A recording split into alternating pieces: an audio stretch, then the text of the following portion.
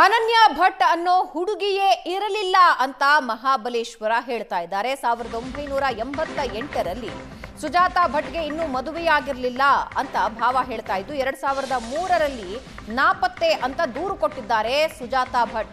1988ರಲ್ಲಿ ಮದುವೆಯೇ ಆಗಿರದ ಸುಜಾತಾಗೆ 18 ವರ್ಷದ ಮಗಳು ಇದ್ದಿದ್ದು ಹೇಗೆ?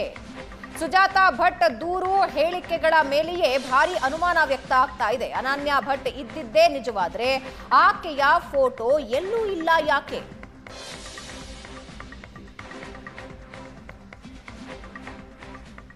ಎಲ್ಲದರ ಬಗ್ಗೆ ಇನ್ನಷ್ಟು ಡೀಟೇಲ್ಸ್ ಹಂಚ್ಕೊಳ್ತಾರೆ ನಮ್ಮ ಪ್ರತಿನಿಧಿ ರಮೇಶ್ ನಮ್ಮೊಂದಿಗೆ ಸಂಪರ್ಕದಲ್ಲಿದ್ದಾರೆ. ರಮೇಶ್, ಸುಜಾತಾ ಭಟ್ ಭಾವನ ಸಂದರ್ಶನ ಮಾಡಿದ್ರಿ ನೀವು, ಆದ್ರೆ ಕೆಲವೊಂದು ವಿಷಯಗಳಲ್ಲಿ ಸುಜಾತಾ ಭಟ್ ಅವರ ಹೇಳಿಕೆಗೂ ವಾಸ್ತವಕ್ಕೂ ಸಂಬಂಧವೇ ಇಲ್ಲ ಅನ್ನೋದು ಸ್ಪಷ್ಟವಾಗ್ತಾ ಇದೆ.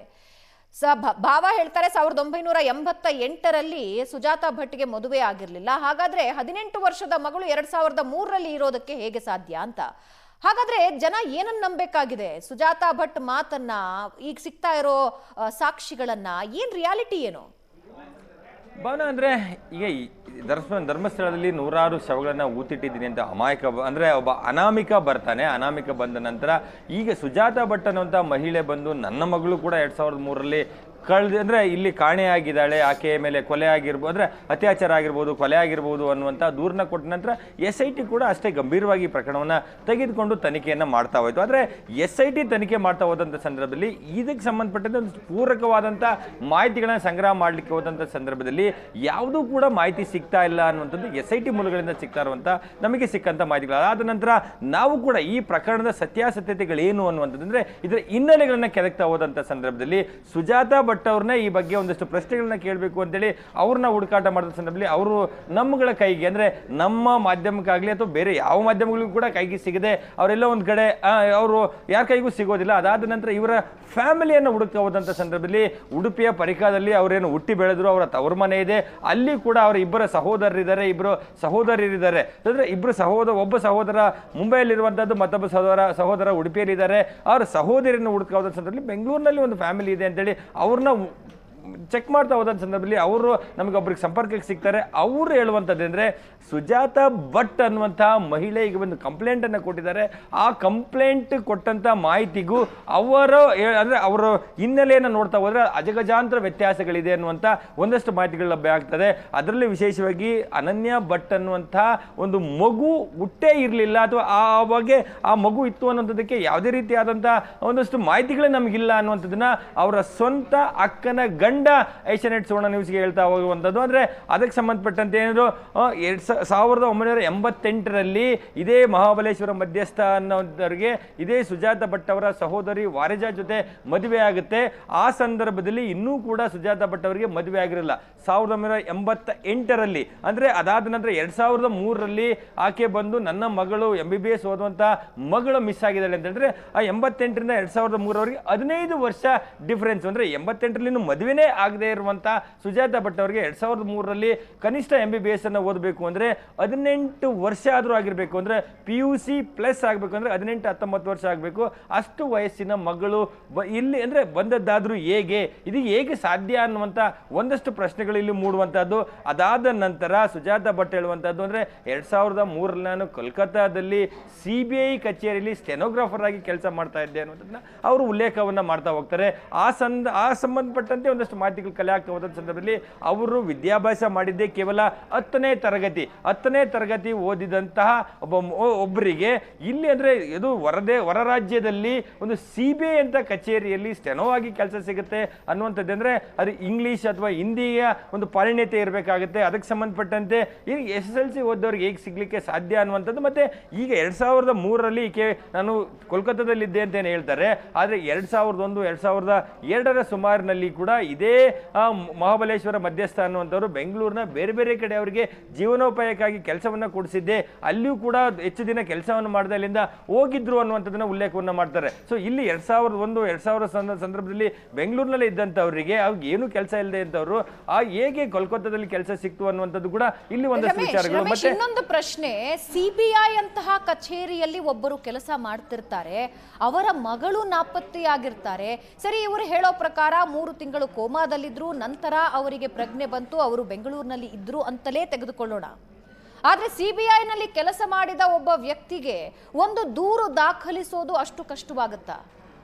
ಖಂಡಿತ ಭಾವನಾ, ಅಂದರೆ ಇಲ್ಲಿ ಒಂದಷ್ಟು ಪ್ರಶ್ನೆಗಳು ಹುಟ್ಟುತ್ತೆ. ಒಂದು, ದೂರನ್ನು ಕೊಡುವಂಥ ವಿಚಾರದಲ್ಲಿ ಯಾಕೆ ಇವರು ತಾತ್ಸಾರವನ್ನು ಮಾಡಿದರು ಅನ್ನುವಂಥದ್ದು, ಜೊತೆಗೆ ಅನನ್ಯ ಭಟ್ ಅನ್ನುವಂತಹ ಒಬ್ಬಳು ಹುಡುಗಿ ಬಾಲಕಿ ಇದ್ರು ಅನ್ನುವಂಥದ್ದಾದರೆ ಅವರು ಹುಟ್ಟಿದ್ದಕ್ಕೆ ಸಂಬಂಧಪಟ್ಟಂತೆ ಯಾವ ಆಸ್ಪತ್ರೆಯಲ್ಲಿ ಹುಟ್ಟಿದ್ರು, ಡೇಟ್ ಆಫ್ ಬರ್ತ್ ಸರ್ಟಿಫಿಕೇಟ್ ಇದೆಯಾ, ಬಾಲ್ಯದ ಯಾವುದಾದ್ರೂ ಫೋಟೋಗಳಿದೆಯಾ, ಮತ್ತು ಇನ್ನು ಅವರ ಅನನ್ಯ ಭಟ್ನ ದಾಖಲೆಗಳನ್ನು ಕೇಳಿದಂಥ ಸಂದರ್ಭದಲ್ಲಿ, ಅಂದರೆ ಮಾಧ್ಯಮಗಳಿಂದ ಮಾತಾಡೋ ಸಂದರ್ಭದಲ್ಲಿ ಅದಕ್ಕೆ ಹೇಳ್ತಾರೆ ಅವರು, ನಾನು ಕೋಲ್ಕತ್ತಾದಲ್ಲಿದ್ದಂಥ ಸಂದರ್ಭದಲ್ಲಿ ನನ್ನ ಮನೆಗೆ ಬೆಂಕಿ ಬಿದ್ದು ಎಲ್ಲವೂ ನಾಶ ಆಗಿದೆ ಅನ್ನುವಂಥದ್ದು.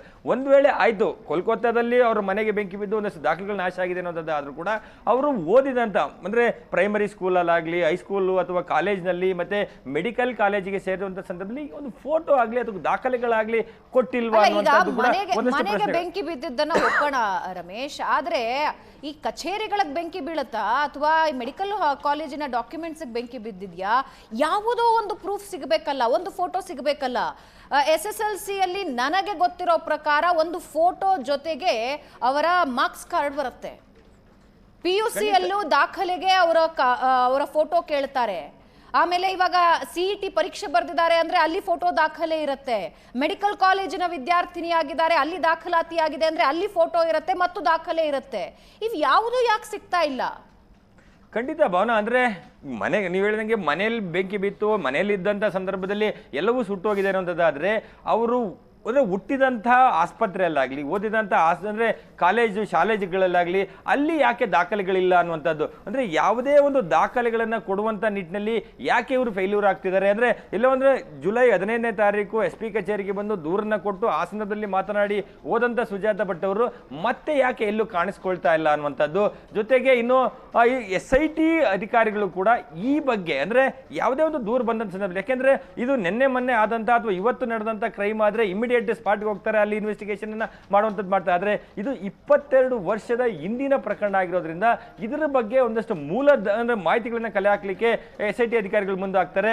ಆ ಸಂದರ್ಭದಲ್ಲಿ ಅವರನ್ನ ಮಾಹಿತಿಯನ್ನು ಕೇಳೋಕೆ, ಅಂದರೆ ಮೂಲ ಮಾಹಿತಿಗಳನ್ನು ಕೇಳಲಿಕ್ಕೆ ಸಂಪರ್ಕ ಮಾಡಲಿಕ್ಕೆ ಸಂದರ್ಭದಲ್ಲಿ ಸಿಗೋದಿಲ್ಲ. ಅಂದರೆ ಕಂಪ್ಲೇಂಟಲ್ಲಿ ಬರೆದಿರೋಂಥ ರೀತಿಯಲ್ಲಿ ಕಲ್ಕತ್ತಾದ ಎಲ್ಲ ಅಂದರೆ CBI ಕಚೇರಿಯಲ್ಲಿ ಚೆಕ್ ಮಾಡ್ತಾರೆ. ಈ ರೀತಿಯಾದಂಥ ಸುಜಾತ ಭಟ್ ಅನ್ನುವಂಥ ಯಾವುದಾದ್ರೂ ಮಹಿಳೆ ಕೆಲಸವನ್ನು ಮಾಡ್ತಾ ಇದ್ರು ಅನ್ನುವಂಥದ್ದು. ಅಂದರೆ 2003ರಲ್ಲಿ ಮಾತ್ರ ಅಲ್ಲ, ಆದರೆ ಇಂದಿನ 5 ವರ್ಷ ಮತ್ತೆ ಮುಂದಿನ 5 ವರ್ಷ ಇಷ್ಟು ಅವಧಿಯಲ್ಲಿ ಏನಾದರೂ ಈಕೆ ಕೆಲಸ ಮಾಡ್ತಾ ಇದ್ರು ಅಂತದ್ದು. ಆದರೆ CBI ಮೂಲಗಳು SITಗೆ ಹೇಳಿರುವಂಥದ್ದು ಅಂದರೆ ಆ ಹೆಸರಿನ ಯಾವುದೇ ಮಹಿಳೆ ನಮ್ಮ ಸಂಸ್ಥೆಯಲ್ಲಿ ಕೆಲಸ ಮಾಡಿಲ್ಲ ಅನ್ನುವಂಥದ್ದು. ಇನ್ನು ಅಂದರೆ ಮಣಿಪಾಲ್ನ ಕಸ್ತೂರ್ಬಾ ಮೆಡಿಕಲ್ ಕಾಲೇಜ್ನಲ್ಲಿ ಕೂಡ ಮಾಹಿತಿಯನ್ನು ಸಂಗ್ರಹಿಸುವಂಥ ಕೆಲಸವನ್ನು ಈ CIT ಅಂದರೆ SIT ಅಧಿಕಾರಿಗಳು ಮಾಡ್ತಾರೆ.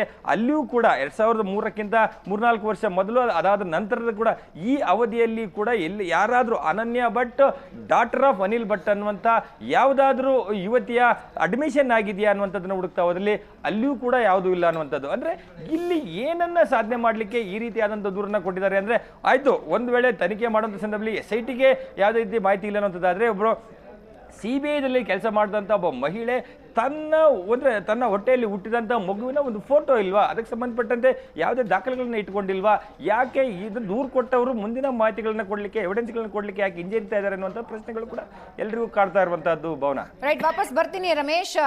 ತಕ್ಷಣ ಪೊಲೀಸರು ಸುಜಾತಾಳನ್ನ ವಶಕ್ಕೆ ಪಡಿಬೇಕು, ಸುಜಾತಾ ಹಿಂದೆ ಯಾರಿದ್ದಾರೆ ಅನ್ನೋದನ್ನ ಪತ್ತೆ ಹಚ್ಚಬೇಕು. ಸುಜಾತಾ ಭಟ್ ಅಕ್ಕನ ಗಂಡ ಮಹಾಬಲೇಶ್ವರ ಹೇಳಿಕೆ ಇದು. ಸುಜಾತಾ ಭಟ್ ಬಳಿ ಇರುವ ದಾಖಲೆಗಳೆಲ್ಲವೂ ಸುಳ್ಳು. ಸುಜಾತಾ ತಂದೆ ತಾಯಿ ಧರ್ಮಸ್ಥಳ ನಂಬಿ ಬದುಕಿದವರು. ಸುಜಾತಾ ಭಟ್ ದೂರನ್ನ ವಾಪಸ್ ಪಡಿಬೇಕು ಅಂದಿದ್ದಾರೆ ಮಹಾಬಲೇಶ್ವರ.